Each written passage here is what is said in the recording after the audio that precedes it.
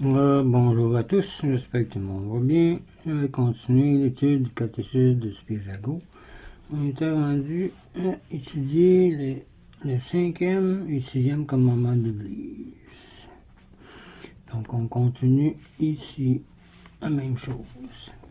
Il reste encore quelques pages à étudier. Donc commençons avec un signe de croix.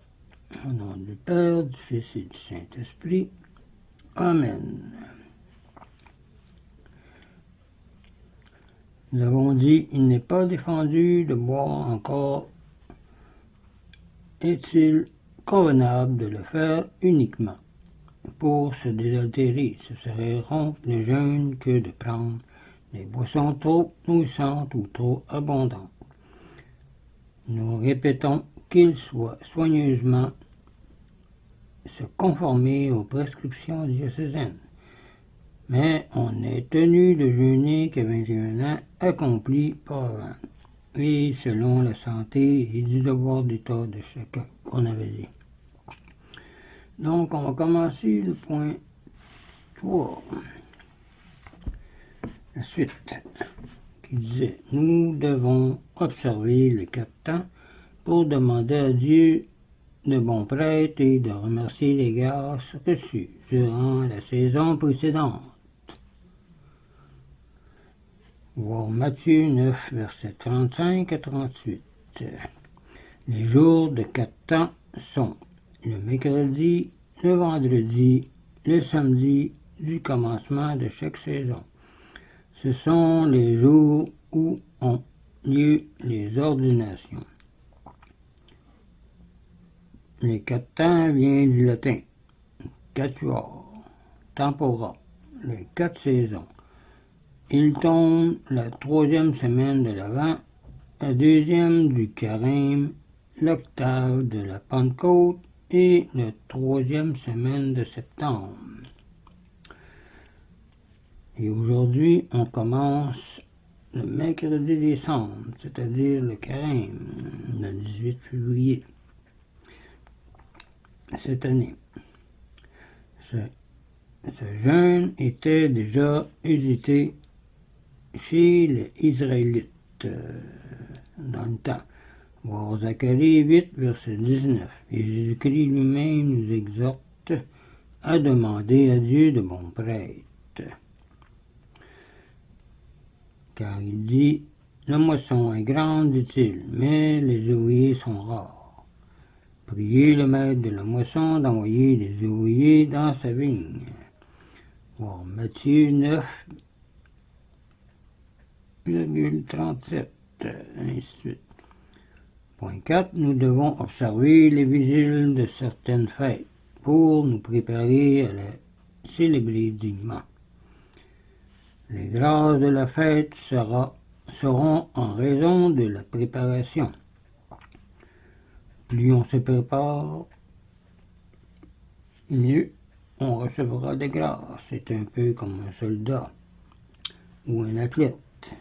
Plus il travaille, mieux seront les résultats. Les premiers chrétiens se réunissaient la veille des fêtes, passaient la nuit en prière et y assistaient au saint sacrifice, à l'exemple du Christ, qui passait souvent la nuit à prier. Voir Saint Luc, chapitre 6. Quand les persécutions cessèrent et que les chrétiens purent impunément faire leur réunion de jour, les papes transférèrent les offices nocturnes à la veille de la fête. La messe de minuit de Noël est le dernier vestige de cette coutume, et des vigiles il n'est resté que le jeûne. Les vigiles avec jeûne sont en France celles de Noël, de Pâques, de la Pentecôte, de Saint-Pierre et Paul, et a été transféré au samedi après la fête de l'Assomption et de la Toussaint. Au point 5, l'Église ne veut pas que l'abstinence ou le jeûne nous atteigne dans notre santé ou nous empêche de remplir nos devoirs d'État. qui est le plus important, car c'est le lien de la perfection. On doit penser à nos devoirs d'État avant toute chose. Donc, premièrement, l'usage de la viande au jour d'abstinence est permis aux personnes d'une santé faible, c'est-à-dire aux malades, aux convalescents, enfants au-dessous de 7 ans n'ayant pas vraiment encore péché, ils n'ont pas encore à faire pénitence. Et les vieillards au-dessus de 60 ans qui sentent des atteintes du 4e âge. Dans certains diocèses, on dispense aussi ceux qui sont soumis à un travail très pénible, intellectuel ou corporel.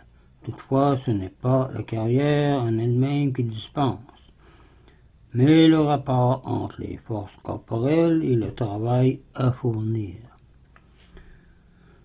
On peut aussi obtenir la dispense pour un voyage pénible, ou bien quand on n'est pas son maître, comme les domestiques, les soldats ou quand on est forcé de prendre ses repas dans un hôtel, tels que les étudiants, les voyageurs réduits à manger en passant au buffet des gares, les employés de chemin de fer, les personnes qui prennent les eaux pour leur santé, etc.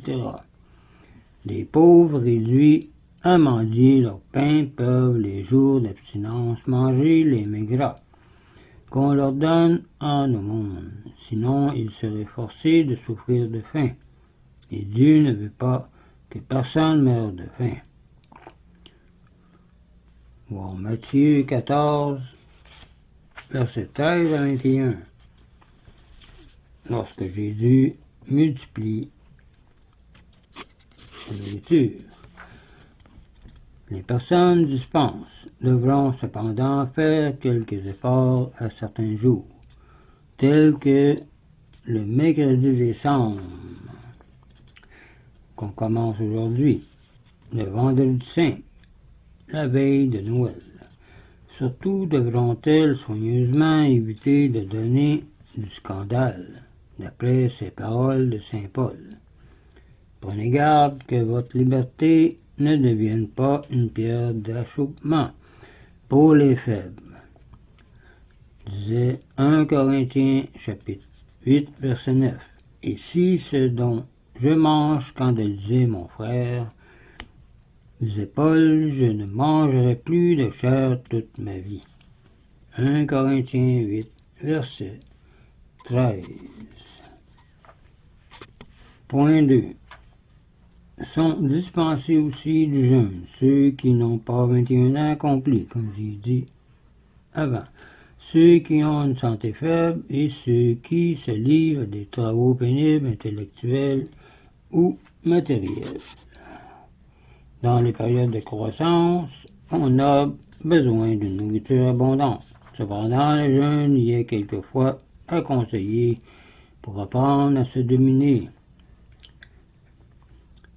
Les personnes d'une santé faible sont les malades, les convalescents, les vieillards au-dessus de 60 ans, comme j'ai dit.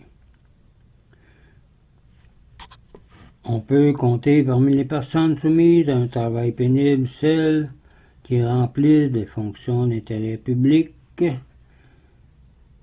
comme des confesseurs, des prédicateurs, des instituteurs, des professeurs, des contracteurs, des médecins, des juges, des avocats, des infirmiers qui, en temps de travail extraordinaire, ont besoin d'une alimentation spéciale et nourrissante. Et on donne quelquefois une dispense générale en temps d'épidémie, en certains diocèses même pour une fois. Nous allons nous arrêter ici pour cette vidéo et nous continuerons la prochaine vidéo sur le même sujet au point 2. Donc, je vous laisse là-dessus.